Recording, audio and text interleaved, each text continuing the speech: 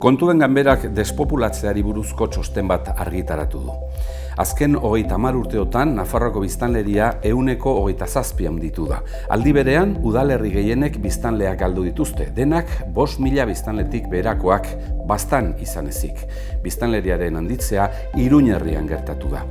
Gaur egun, Nafarroako 176 udalerrik dute despopulazio arriskua.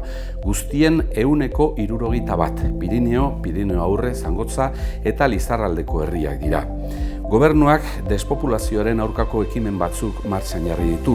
Pirineoko plan estrategikoa horietako bat. Plan horretan koordinazioa eta parte hartzea bermatu dira. Kontuen ganberaren ustez, eredu ona da despopulazio arriskuan dauden beste lekutan ere martxan jartzeko. Despopulazioaren aurka egiteko horren arrazoiak ongi aztertu behar dira, ikuspegi zabala eta koordinatua erabiliz, administrazioak ez ezik, eragile sozial eta ekonomikoak ere inplikatuz. Harturiko neurriek zenbaterainoko eragina izan duten aztertzea ezinbestekoa izan arren ez da beti egiten. Kontuen ganberak despopulazioari buruzko foru legea onartzeko eskatzen du, legeak neurri fiskalak, ekonomikoak eta administratiboak zehaztu beharko lituzke. Lurralde kohesiorako toki administrazioaren eta despopulazioaren zuzendaritza indartzeko beharra ere aipatzen da.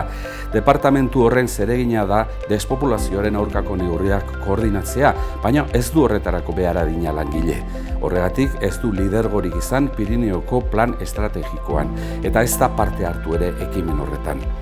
Azkenik, azpiegitura digitalen garrantzia aipatzen da, arlo horretan gomendio bat.